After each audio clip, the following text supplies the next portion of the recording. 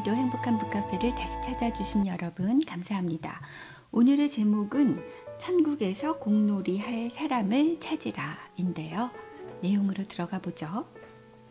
지난 시간 N의 얘기를 들으시고 내긴 그런 기회가 없어. 저편으로 수도 없이 건너갔지만 몇 마디 우스갯소리만 주고받은 게 다였어. 아무래도 이런 방법으로 전도를 하기는 어려운 것 같아. 이렇게 생각하시는 분들이 많으시죠? 저도 소심한 성격이라 좀 그런 편인데요. 그래도 예수님의 지상 명령이시니까 우린 끝까지 노력해 봐야겠죠? 그리고 전도한 사람을 다시 천국에서 만난다면 얼마나 행복하겠어요? 자, 이렇게 자신이 없으신 분들은 전도의 초점을 완전히 바꿔보시라고 하네요. N이 그랬듯이 이미 당신의 관계망 속으로 들어온 특정 집단에 초점을 맞추는 거예요. 사업 파트너, 이웃, 함께 요가를 배우는 아줌마, 동네 음식점이나 카센터 주인, 자녀, 친구의 부모 등 누구라도 좋아요. 조금만 고민해보면 어울릴 기회만 있다면 당장이라도 달려올 사람들이 생각날 수도 있지 않을까요? 저편으로 아무리 건너가 봐도 꾸준히 함께 할 기회가 도무지 나타나지 않았다면 이미 함께 하고 있는 사람들로부터 시작하는 건 어떨까요? 먼저 그 관계 속에서 적절한 다음 단계를 알아내도록 노력해보는 것 말이에요. 하나님이 완벽한 영적 기회의 문을 활짝 열어주실지도 모르니까요. 자, 옥사님 교회의 간부 중에는 데이브라는 분이 있었는데요. 여러 여정을 지나온 스토리가 있다고 해요. 데이브는 전도에 열정은 있었지만 손 내밀면 닿을 거리에 있는 이웃과도 도무지 어울릴 틈을 찾지 못했어요. 쌓일 대로 쌓인 일거리에다 아이들 뒤치다거리까지 하느라 전도에 쏟을 정력은 별로 없어 보였어요. 정말 그렇죠? 데이브는 한껏 풀이 죽었어요. 데이브는 주위 사람들을 섬겨라 라는 예수님의 명령에 순종하고픈 마음과 이렇다 할 다음 단계가 나타나지 않는 현실 사이에서 괴리감을 느껴야만 했죠. 그래도 쉽게 포기하지 않는 성격인 데이브는 결국 자기만의 계획을 세워봤어요. 팀에 속한 한 남자를 찾아가 도전장을 던졌죠. 아마 저보다 뛰어난 발야구 팀을 만들 수는 없을걸요? 남자는 콧방귀를 뀌었지만 어쨌든 미끼에 걸려들었어요. 돌아오는 주일 땅거미가 어둑하게 깔리자 총 40여 명이나 되는 9가족이 동네 초등학교 운동장에 모습을 드러냈어요. 데이브와 아내와 두 아이가 앞장서서 모인 사람들을 즉시 두 팀으로 나눴죠. 두 팀은 한데 어우러져서 순식간에 한 게임을 끝낸 다음 아이들한테 운동장을 넘겨주었죠. 그리고 어른들은 선 밖에 옹기종기 모여서 아이들 얘기를 하며 교제를 나누었어요. 데이브의 발야구 모임이 흥미로운 점은 일단 관계의 초석이 마련되자 다채로운 행사로 발전했다는 것이에요. 이를테면 함께 연말 축제에 참여하고 슈퍼볼을 관람하는가 하면 함께 발렌타인데이를 축하하고 봄나들이를 갔으며 여름에는 바베큐 파티를 열었죠. 첫 모임이 열린 지 9개월. 목사님 교회의 새 강당이 개장을 앞둔 어느 날 데이브는 특별한 계획을 세웠어요. 발야구 모임은 특정 교회나 종교에 소속되어 있지 않았죠. 사실 이것은 데이브가 의도한 바였어요. 하지만 이젠 때가 되었죠. 데이브는 모임 전체를 강당 개장 행사로 공식 초대하라는 성령님의 이끄심을 강하게 느꼈어요. 내가 개장 행사에 초대했더니 여자는 진작부터 남편과 함께 교회에 나가고 싶었지만 어디서도 환영의 손길을 느끼지 못했다고 하더군요. 그런데 우리 교회는 한번 나오겠다는 거예요. 어찌나 반갑던지. 이 이야기는 모임 안에서 일어난 많은 기적 중 하나에 불과해요. 개장 행사 초대를 받은 가족들이 하나도 빠짐없이 우리 교회로 찾아왔지 뭐예요. 당장은 아니더라도 결국은 모두가 우리 교회로 왔어요. 놀랍지 않아요? 자, 이런 기적의 비결은 전혀 복잡하지가 않아요. 단지 무소부재하신 성령님께 파장을 맞춘 채 조금만 참고 기다리면 언젠가 적절한 다음 단계가 나타나죠. 반야구 모임이 없는 날이면 데이브와 그의 아들은 을의 앞뜰에서 미식 축구공을 던지고 받으며 놀아요. 하루는 이웃 할아버지 집으로 아들 마이크가 이사를 왔죠. 40대 독신남인 마이크는 악성 종양 때문에 아버지의 도움을 받으러 찾아온 것이었어요. 순식간에 근육계통 전체를 마비시킬 만큼 무시무시한 암이었죠. 침대에서 일어나고 세수하고 옷을 입고 밥을 먹는 사소한 부분까지 아버지의 손길이 필요했으니까요. 데이브가 보니 날씨가 좋은 날이면 마이크는 전동 휠체어를 끌고 밖으로 나왔어요. 그리고 가끔 담배를 물고 어슬렁거리며 공놀이를 하는 데이브와 아들 스콧을 쳐다봤죠. 차츰 마이크와 친해진 데이브는 그의 어린 시절과 자랑거리, 포부와 취향, 두려움 등에 대해 알게 되었어요. 마이크의 상황은 점점 더 나빠졌어요. 나중에는 근육을 아예 못 쓰게 되었죠. 결국 횡격막 이상으로 숨쉬기가 곤란해진 마이크는 집중 치료실로 실려갔어요. 그쯤 나는 마이크 식구들과 꽤 친해진 터라 가능한 자주 문병을 갔죠. 핸드폰을 통해 가슴 아픈 소식을 들었던 주일 밤을 평생 잊지 못할 거예요. 돌아오는 목요일에 생명유지 장치를 끌 예정이라더군요. 마이크의 생명이 다했다는 뜻이었죠. 집중치료실로 들어가 곤히 잠든 마이크를 봤어요. 규칙적으로 윙윙거리는 생명유지장치가 그의 숨을 통제하고 있었죠. 곁에서 지켜보는 사람들의 불안한 발걸음을 아는지 모르는지 마이크는 너무도 조용하고 평화로워 보이더군요. 저는 조용히 기도를 드렸어요. 하나님, 제가 왔어요. 하지만 아무 일도 일어나지 않잖아요. 그래도 마이크가 깨어날 때까지 지켜보며 기다릴게요. 그래야겠죠?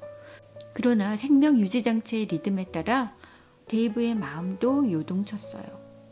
데이브도 오래전에 암과 싸워본 적이 있었어요. 그래서 암으로 죽어가는 친구를 보기가 누구보다도 더 괴로웠죠.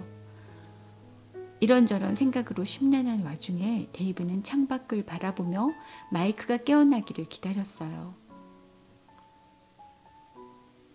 마이크의 눈이 깜빡이며 힘겹게 떠지자마자 나는 고개를 숙여 그와 눈높이를 맞췄어요. 그리고는 깨면 안 되는데 라며 농담을 던졌죠. 마이크가 다시 웃기에 그의 손을 꼭 치며 무언의 격려를 전했어요. 병원에 오기 전부터 마이크와 나 사이에는 둘만의 대화법이 있었어요.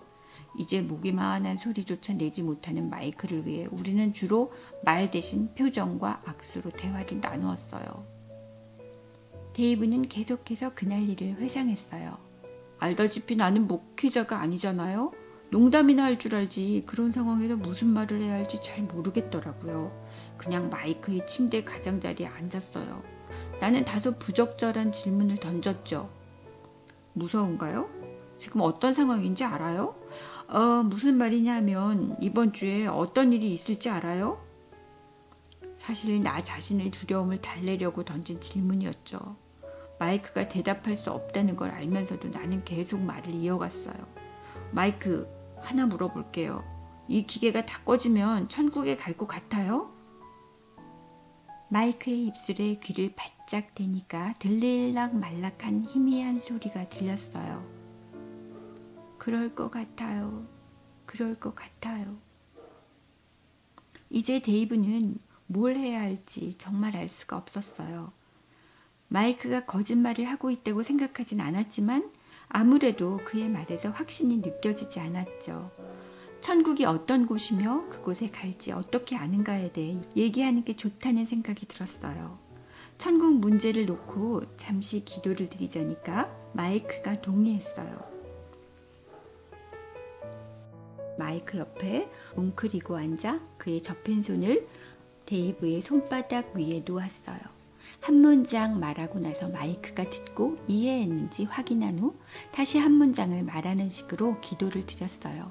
그는 특히 마음에 와닿는 기도에 손을 지그시 눌렀어요. 구원의 확신을 달라는 기도에서도, 영원한 안식처로 인한 평안을 달라는 기도에서도 누르는 힘이 느껴졌죠. 이윽고 마이크가 예수님을 구세주로 믿고 영원한 천국의 하나님 곁으로 가게 돼서 감사하다는 기도를 드리니까 누르는 힘이 전보다 더 길어졌어요. 면회 시간이 끝날 무렵이었어요. 가기 전에 마이크를 보며 다시금 희망을 전했죠. 천국에 갈 거니까 안녕이란 말은 하지 않기로 해요. 그냥 나중에 봐요. 천국에 가자마자 우리 아들 녀석과 함께 공놀이할 장소부터 좀 물색해 놔요. 알았죠? 문으로 몇 발짝 가다가 마지막으로 마이크의 한박 웃음을 보고 싶어서 몸을 돌렸어요. 마이크가 고맙다는 말과 함께 이승에서 내가 본 마지막 웃음을 흘렸죠. 마침내 데이브는 병실 문을 나섰어요. 목요일 생명유지장치는 예정대로 꺼졌고 마이크는 숨을 거두었어요. 며칠 후 장례식장에서 데이브는 마이크와의 마지막 만남을 회상했죠. 하나님의 음성이 또렷이 들리는 듯 했어요. 와줘서 고맙구나. 내 부름에 응해줘서 고맙구나. 내가 원한 건 네가 와주는 것뿐이었다. 장례식이 끝나고 금요일 데이브와 아내는 마이크의 부모를 위로하러 옆집으로 갔어요. 데이브는 마이크 부모 옆에 앉아 마이크와의 마지막 만남에 대해 말했어요. 하지만 자세한 내용을 말하기도 전에 마이크의 엄마가 희미한 웃음을 띠며 끼어들었죠. 그러니까 생명유지장치를 끄기 하루 전에 아들이 커다란 종이 위에 뭔가를 쓰더라고요. 당신과 함께 소중한 기도를 드렸다는 내용이었어요. 이제 마음이 편하다는 말도 쓰여 있었죠. 데이브는 그날 마이크와 나눈 말을 단어 하나하나까지 자세히 전해드렸어요. 아들이 영원한 천국에 가기만을 소망했던 부모, 그들의 얼굴에 안도의 빛이 스치고 지나갔어요.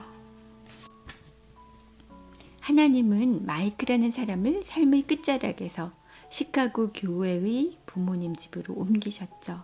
동시에 성령님은 그곳에 사는 데이브라는 사람의 마음을 움직이셨고요.